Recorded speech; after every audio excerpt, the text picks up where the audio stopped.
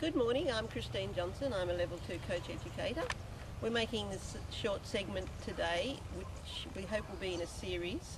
And today we're going to show you the elements of a good introduction to a coaching session, as would be required in a NCAS coaching training session or assessment. First of all, I have an assistant here. Thank you, Georgia. And it's a good idea if you're going to have learning materials that you have an assistant who will hold them for you so you're not flapping material around. Coach should be appropriately and neatly dressed, don't have spurs, have sun protection, have the clothing appropriate to your environment. I have 3 riders here that are known to me, and I have done a safety check of my environment to check that this is a safe learning environment for today, part of the risk assessment. So first of all, I will do an introduction to my riders. I'll state who I am and my role, because that may not be entirely obvious to them that I'm their coach. So I'll start with the introduction. Good morning, riders. I'm Christine. I'm going to be your coach this morning. If you'd like to just tell me your names briefly, starting here. My name is Trish Wrigley. Good morning, Trish. My name's Sarah. Good morning, Trish. Sarah. My name's Lauren. And good morning, Lauren. So I've got Trish, Sarah and Lauren. And by repeating their names 3 times, the likelihood of me remembering them is improved. So I'm starting again with Trish, Sarah and Lauren. They're the introduction. And then I'm going to go to step number 2. And this is an important requirement for our insurance. Are you aware that horse riding can be a high-risk activity? Yes. And have you all signed a waiver? Yes, I have. Good. I want you to know that safety should be the foremost thing in your mind at all times. With this in mind, I'm going to move on to the safety stop, or the emergency stop, or the handbrake halt as it's sometimes known.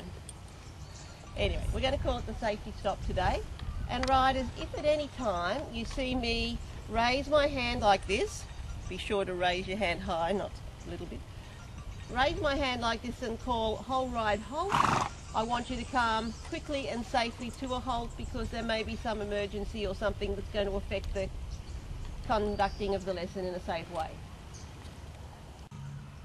Good, so this brings us to the gear check, and this is a very important component of your introduction.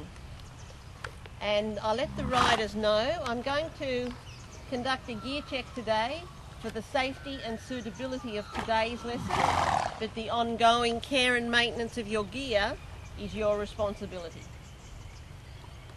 So, first of all, I'm going to start with Trish, and I'm going to ask her first, is your horse safe to approach, Trish? Yes, it is. Good. And knowing that, I'll approach in a relaxed but confident way to the horse's shoulder, keeping my eye on his eye to see how he reacts to me. I want to show you first, without interacting with Trish, how I would methodically go through the gear check. So if I start with the horse's brow band, I want to make sure it's sitting in the fold. I check the buckles of the cheek strap, the cavesson, the throat lash, 2 fingers under the cavesson, not too tight with the cavesson. I check the bit is fitting comfortably. There's a couple of little creases at the corners of his lips, and it's not too small or too big or low in his mouth. Then I move my way methodically down the reins, checking the fold, the stitching. When I get to here with the rings, it's imperative that they have stoppers on them. I want the rings to at least reach to the crest, so that the rings or the running martingale doesn't impede that straight line elbow wrist bit for the rider's contact to the horse. Checking the breastplate, that it's fitted appropriately, not too loose through here. It's fitting on his shoulders nicely.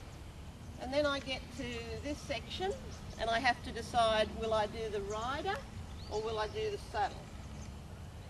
So in this case I'm going to do the rider first, and I start with the top of the rider.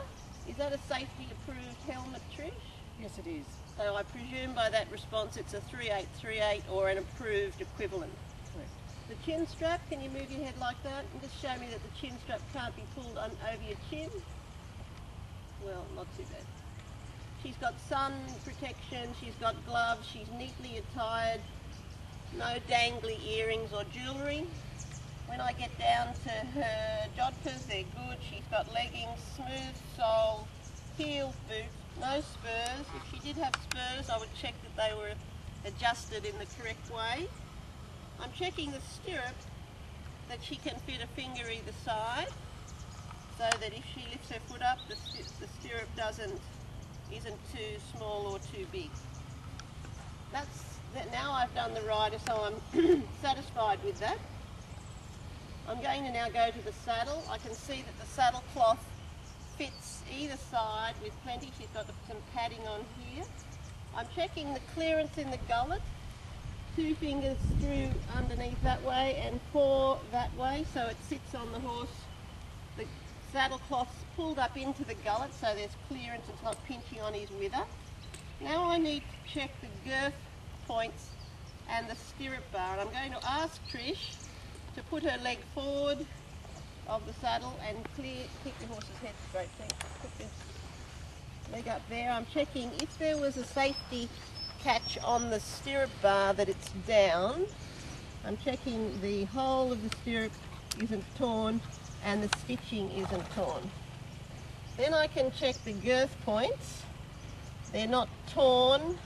The tension, always be careful checking the tension of the girth, that you don't find the horse is a bit girthy and nips at you.